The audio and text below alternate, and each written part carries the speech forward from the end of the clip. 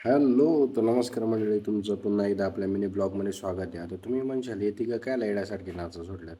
तर यांना मी घरी घेऊन चाललो होतो त्यांच्या इंदोऱ्याला आणि नेमकी पाऊस आला. त्याच्यामुळे त्यांना एवढी मजा आली का ते जायचं नाही म्हणून पक्की नाचत होती येण्यासारखी.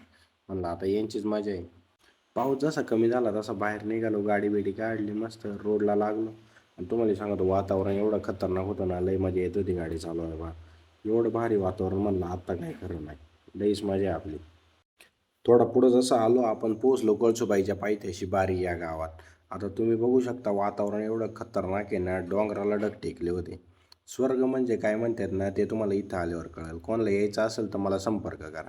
तिथून पुढं निघालो तर आपण पोहोचलो वासाळी फाट्याला. म्हणलं आता इथून मस्त श्रावण संपलाय, चिकन बिकन घेऊ. आज रात्रीचा बेत आखू मस्त. आज काही सुट्टी द्यायची नसते. श्रावण संपलाय, महिनाभर काय खाल्लं नाही. आता काम फिट आहे. फाट्यावरून चिकन बिकन घेतलं मस्त आम्ही निघालो रस्त्याला. आता गँग म्हणते मामा तुला काय माहीत नाही, तू आमच्या मागं मागं ये नाही तर पडशील इथून. आईला म्हणलं खरंच बा पडाय बसलो, यांच्या मागं जावा गपचूप. आमच्या बारक्या वाटाण्याला जसं घर दिसलं तसं तो लागला पळाय. मम्मीला बघून त्याला एवढी मजा आली का मम्मीला तो चिडवायला लागला फार. ते ऐकून जशी दिदी बाहेर आली त्याची काही म्हणायची हिंमतच होईना. दिदी म्हणते ये इकडं, तुझ्याकडे पाहते. बघा आमचं 2 नंबरचं माकड. आहे का काही फरक आहे का गोरीला याच्यात काही फरक आहे का? असेल तर सांगा मला. घरात येऊन जसा ओम्याला कपडे काढून कुथावला. ओम्या म्हणतो आता मी काही करील पण तुला परत फावडी काय म्हणणार नाही. एवढ्या बारीला सोड, तुझ्या पाय पडतो. ओम्याचा मार खाऊन होतोय कुठं नाही. मी मस्त बाथरूममध्ये गेलो, फ्रेश बिश होऊन आलो. म्हणलं आत्ताशी जरा बरं वाटतंय.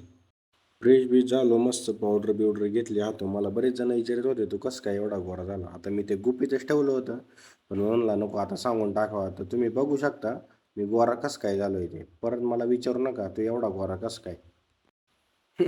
दादा क सुट्टी नसते. फ्रेश बीच झालं, ज्या मेन कामासाठी आलतो ते मेन काम बिर्याणी. साधा काम नाही. आता मस्त दिदीने चिकन बिकन धुवून घेतलं.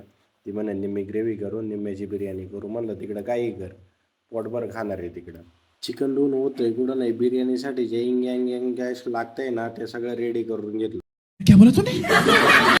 अरे जी सामग्री लागते ना, कांदा लसूण ह्यान त्यान त्या सगळ्या रेडी करून घेतला. मसाला बिसाला ते 2 वर्ष फॉरेनमध्ये शिकाय होतं त्याच्यामुळे तुम्हाला कळालं नसेल मी काय म्हणलोय ते. बिर्याणी तर झाला. आज इकडे कालवणासाठी ग्रेव्हीची बी तयारी चालू होती. म्हणलं आज दादा काही सुट्टी देत नसतोय. चिकनचा आळणी रस्सा गौऱ्याला प्या दिला. गौऱ्याच्या तोंडाचं रिॲक्शन बघून आईला म्हणला आज काही खरं नाही, खाऊ का नको म्हणला. आधी डाऊट होता दिदीला बनवता येतंय का नाही. मग तर डोकं चालणार राव काय करावं आणि काय नाही. त्यात या वाटाण्याला प्या दिला, ह्या कसा तोंड करायला लागला. आईला म्हणलं गेलं बा पैसा आता पाण्यात, काय करा नाही. त्या देखील ग्रेव्ही एवढी नाच झालती. खावा का पोरांका लक्ष द्यावा काही कळना. म्हणलं आता दाखा व्याना खायला लागलच, होईल ते होईल, पुढचा पुढं बघू. ग्रेव्ही तर झालतीच पण सगळं झाल्याच्या नंतर तरी लई नाद आलती. तुम्ही बुडाखाली अंधार ऐकला असेल, मग बुडाखाली जाळ कसा होतंय ते आज मला प्रत्यक्षात कळणार होतं. ते शिस्त शिस्त भाकरीचं पीठ मळून चालतं. लगेच 5 मिनिटात भाकऱ्या रेडी झाल्या. म्हणलं अरे वा. म्हणलं चला घ्या बरं जेवाय बसून.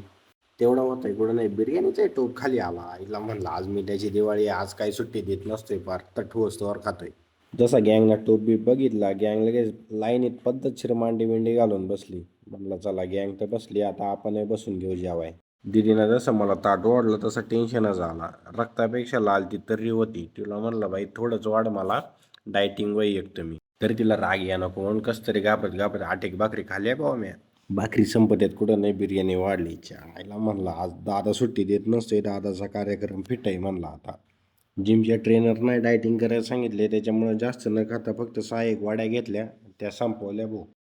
जेवण करूनही बी गँग जिरवायच्या मागं लागली. आईला म्हणलं हे बेकारच गाबडवतो. एवढा खाल्लाय तरी नाचं सुटल्यावर म्हणला कठीण काम. मला चव एवढी भारी लागली का मी मोखर येण्यासारखा खाल्ला होता. 2-1 तास चकरा मारल्याच्या नंतर कसं तरी जिरला भाऊ मग.